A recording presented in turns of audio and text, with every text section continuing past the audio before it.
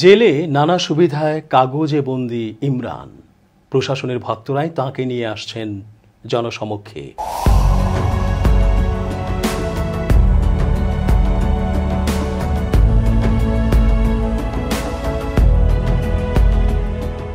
আসসালামু আলাইকুম। সুপ্রিয় দর্শক, আল্লাহর রহমতে নিশ্চয়ই ভালো আছেন।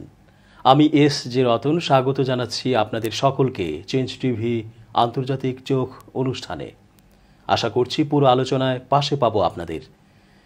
ইমরান ভক্তরা বলছেন ইমরান খানের মুক্তি এখন সময়ের ব্যাপার মাত্র, যদিও জেলে তিনি নাকি ভালোই আছেন।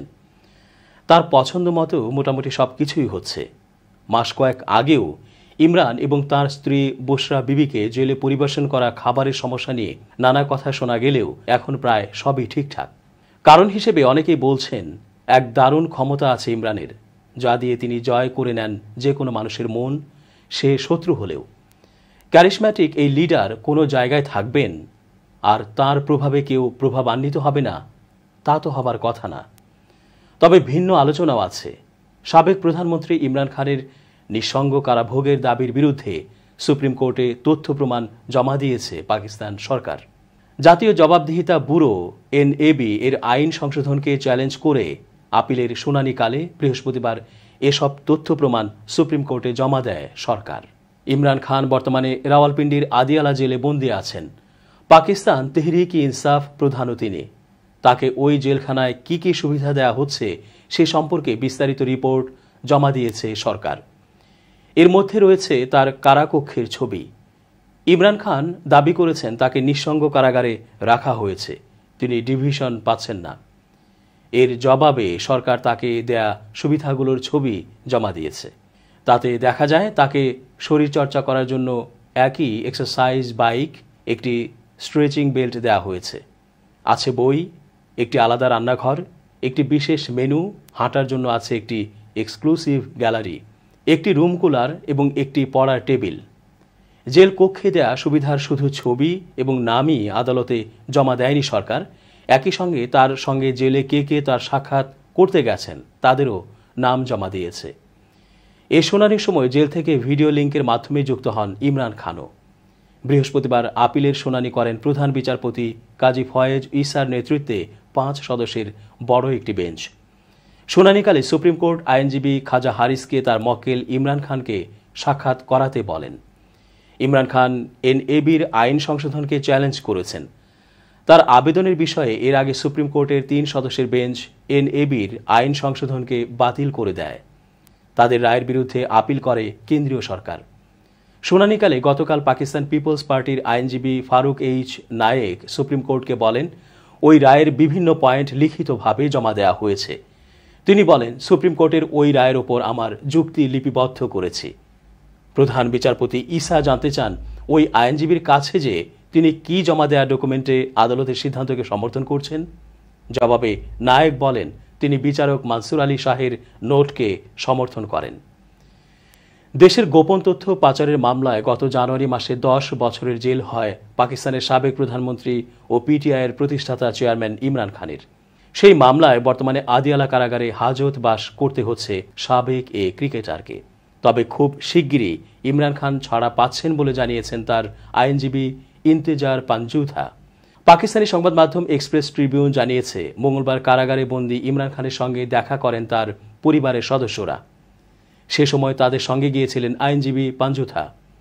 পরে এ নিয়ে সাংবাদিকদের তিনি জানান জাতির স্বার্থে জেল খাটছেন ইমরান। তিনি তার নীতির পরিপন্থী কোনো চুক্তি করতে দৃঢ়ভাবে অস্বীকার করেছেন। খুব শিগগিরই সমস্ত চলমান মামলা থেকে খালাস পাবেন এবং কারাবাস থেকে মুক্ত হবেন তিনি। 1971 সাল বাংলাদেশ পাকিস্তান যুদ্ধের প্রসঙ্গ টেনে তখনকার সেনা কর্মকর্তাদের নিয়ে কঠোর সমালোচনা করেছিলেন ইমরান খান। জানিয়ে পাঞ্জোথা বলেন হামিদুর রহমান কমিশনের রিপোর্ট অনুযায়ী 1971 সালের ঘটনাবলী পরিচালনার বিষয়ে প্রাক্তন প্রধানমন্ত্রী সমালোচনা করেছেন।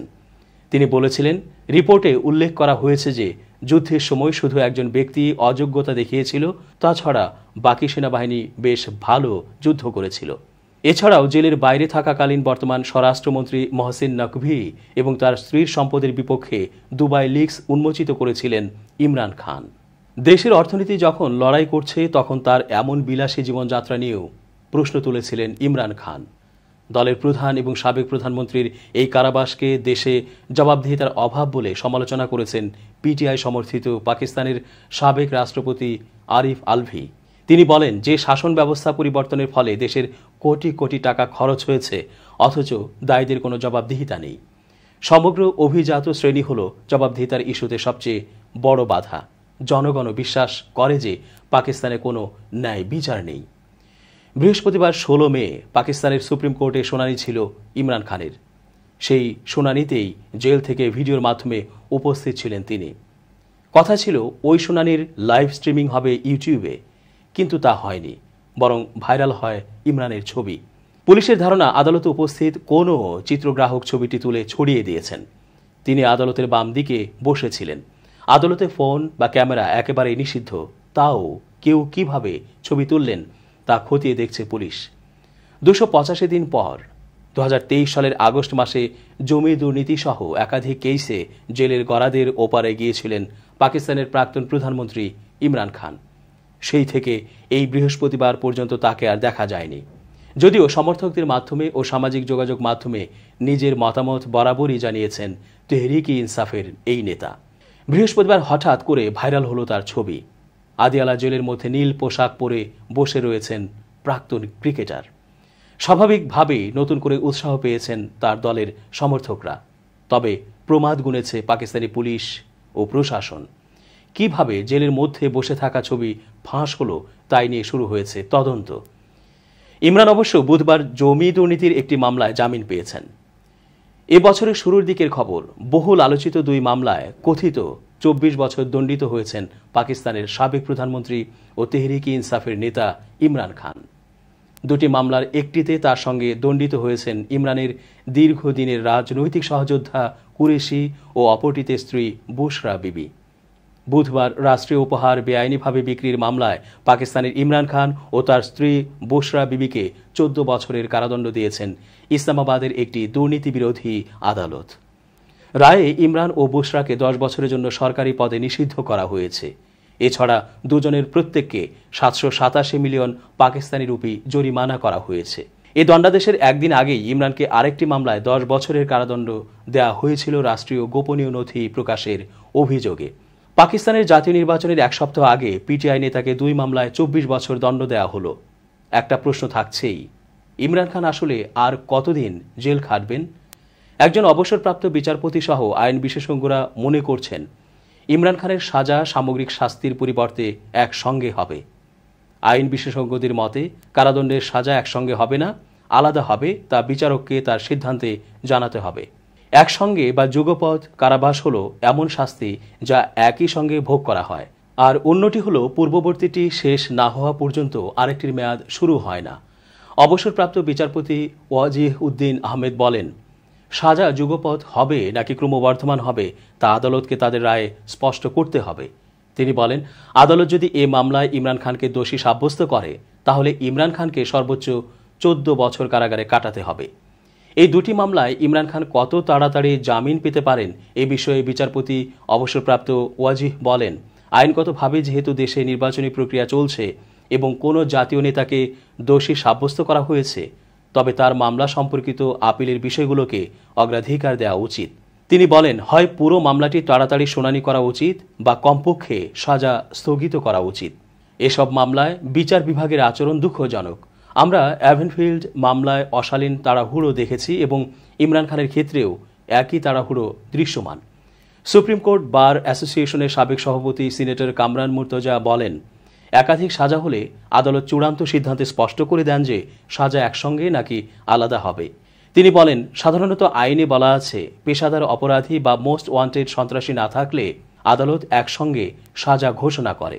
ইমরান খানের ক্ষেত্রে এটি হবে যুগপৎ সাজা এবং তাকে কেবল সর্বোচ্চ শাস্তির মুখোমুখি হতে হবে। তিনি আরও বলেন, সাজা যুগপৎ হবে নাকি সমষ্টিগত হবে তা যদি আদালত কোনো কারণে স্পষ্ট না করেন তাহলে আইনজীবী ফৌজদারি কার্যবিধির 561 ধারায় একসঙ্গে সাজা নির্ধারণের জন্য আবেদন করতে পারেন। বহুল আলোচিত 2 মামলায় 24 বছর দণ্ডিত হয়েছেন পাকিস্তানের সাবেক প্রধানমন্ত্রী ও তেহরিক ই ইনসাফের নেতা Imran Khan. Supreme court bar অ্যাসোসিয়েশনের সাবেক সভাপতি সিনেটর কামরান মুর্তজা বলেন, একাধিক সাজা হলে আদালত চূড়ান্ত সিদ্ধান্তে স্পষ্ট করে দেন যে সাজা একসঙ্গে নাকি আলাদা হবে। বিশ্লেষকরা বলছেন, ইমরান খানকে একের পর এক মামলায় জড়িয়ে দেয়া হলেও চতুর্মুখী চাপে তা থেকে তিনি জামিনও পাচ্ছেন একের পর এক। একসময় জামিনে বেরিয়ে এসে তিনি আরেক কারিশমা দেখাবেন, সে অপেক্ষাতেই রয়েছেন তাঁর ভক্ত ও অনুসারীরা। দর্শক, আজ এই পর্যন্তই। ভালো থাকুন।